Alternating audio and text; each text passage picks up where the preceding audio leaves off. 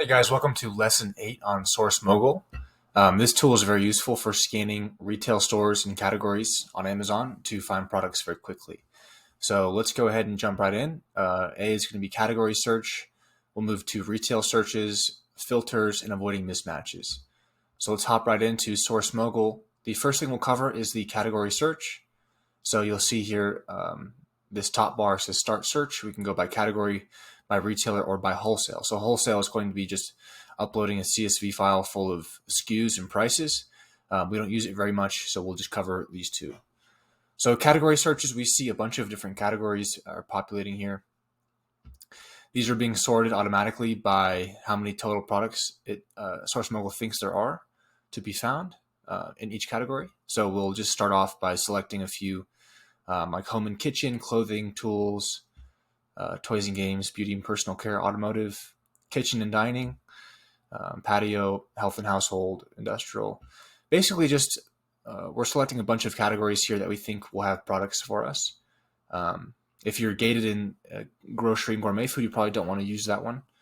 And we can just do a few more here. So let's just go ahead and click search selected.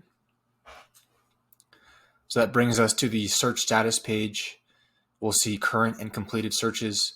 It just queued up probably 10 or 12 searches here. And we can jump right into some completed searches that I ran earlier today. So these are a bunch of categories that got searched. I'll click view. And then on this left side, we have filters. We can change the ROI filter so we can go from like 28%. And then profit, I'll probably just click down to 5.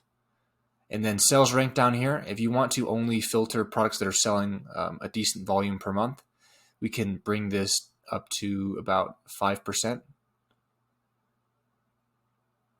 This match accuracy is basically, Source Mogul has a certain probability that it's the same item, but not always is it the same item. So we just want to keep it on a pretty high level here. What else? We can also hide in stock, which wouldn't make any sense. We can hide out of stock, which means the item is currently out of stock on the retail website, so we want to hide those. And we will probably also take this number of sellers and say minimum 2 so we can avoid private label products. And then minimum sales per month, we can also put that in as 20. If you have this put in, minimum sales per month, you can also kind of avoid changing the sales rank because you're already going to be finding products that it thinks have minimum of 20 sales. I also want to hide multi-packs, just my preference, because multi-packs tend to be more costly to ship out. And I will also, so you can also set presets here. I can save this preset as example, and I'll save it. Now, whenever I want to use this exact filter again, I just click on filter and click example. So now we have a bunch of products here. We see the sales per month, the profit per unit, the ROI, the sales rank, the ASIN, number of sellers as well. So I'll start off by just clicking here, open a new tab, I want to verify that these are the same items. And sometimes they're not the same items. Let's see. Guided Journal Wanderlust. This is a different item. As you can see that, these do not look the same as this journal here. So it's wrong, and we'll just keep moving on. We can also report mismatch if we want to alert Source Mogul to the mismatch there. Let's keep going down. So we've got a thermos. It's being sold by Amazon, so I'll just avoid it right away. And also, I've found problems with Sears before, so I usually avoid Sears as a source. Kmart has the same thing going on. So we only found 3 products in this category. We'll move on to the next one. You can click them through here. It's very easy to go to the next search. So we'll do electronics next. And see we have the same filters applied here, so we can just keep going. So we have some Beats by Dre headphones. I see right away that this is only 2 sellers and a lot of sales. So my guess is this is being sold by Amazon, and I'm correct. So we'll just avoid that one. You'll also notice here that the price is $29.99, whereas Source Mogul is saying 76. This might have been to a temporary price increase, and we can see here that Amazon was selling it for 76 not too long ago, and now it's 39. So we'll just keep moving. I also usually like to avoid going by low to high on sales rank because a lot of these items are being sold by Amazon or they're too competitive. So what I usually do is go to newest to oldest, and we'll start from here. So this TV looks like it's being sold by Walmart. Looks like the same TV off the bat. So $327 and $198, but it's also out of stock. So this could have been a good deal for us, but it's out of stock. So let's keep moving on. And that's the end of that category.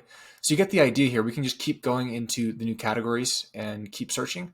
We can also go into results and go to retailer searches. So we can run a few retailer searches. But as I was saying, yeah, if we go to results and go to category, we can see all of the category searches we've conducted all in one place, which makes it easy to go through. And you'll see we have a lot of pages, a lot of products, a lot of results. So this makes it faster. Instead of just going into our searches and going one by one, we can go to results and view them all at the same time. So the next thing we have going is the retailer search. So whereas category search was kind of saying, any retailer selling this item in this category is going to come up, retailer searches is just searching the retailer for any category. So we can go into start search, go to retailer, and you'll see a bunch of retailers pop up. It's the same thing. It's the amount of items that they think are profitable. That's how they sort these. I always avoid Sears and Kmart because they're being sold by a lot of third-party sellers who are not reputable. So I'll just go ahead and start picking up some retailers. We can do these here. And let me see if I have any that have already been done. So I'll go to search status, completed searches. Let's see if we have any historical ones. So what I'll do is I'll go to results, retailer, and see if we have anything. Yeah, a few things are coming up here. So I can, so it's sorting by newest to oldest. That's pretty good. Let's go in and look at a few. So this price is $122.99. Source Mogul was saying 67, but the price probably increased or something. So let's just keep going. This looks like a mismatch. I'll report it. Same with this. And this one looks like it's the same. Let's check this one out.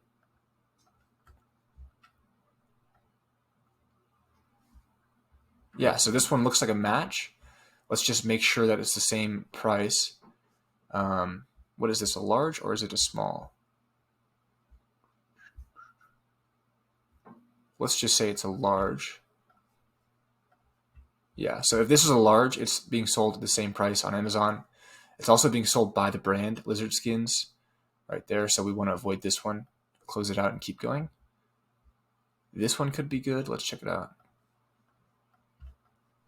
$99.95 and sold out, it looks like. But this was being sold at a profitable price, it looks like. So these items tend to go pretty fast. A lot of people have this software and they're searching through it all the time. So we want to make sure that we're using new searches only. This is an old search, so it's not going to have a lot of good products because a lot of things are out of stock, etc. But just for one more example, we can go to this Belova watch. We'll see if they're in stock still. Look, out of stock because people find these deals pretty quickly. So we want to be sorting new to old to avoid finding a lot of out of stock offers. So that does it for the retail searches. I've already covered the filters and avoiding mismatches. We just want to be opening up everything and making sure that it's the same because sometimes Source Mogul is wrong. In fact, it's oftentimes giving us mismatches. So just be on the lookout. Like even this one's an example. So it's pretty obvious from these pictures that it's a mismatch. Well, this one actually could be correct. Let's just check out one more for the sake of the video. We've got some variations going on. This is the maize version, maize black, that's correct. So this one could be profitable, but I think it's a little too expensive. Let's see. So max cost is 20. Actually, this is profitable, $6.37 and 32% ROI. It looks the same. We just have to make sure that this variation is actually being sold enough, and the keep a chart makes it look like it is. So that wraps up this video. I'll see you in the next lesson.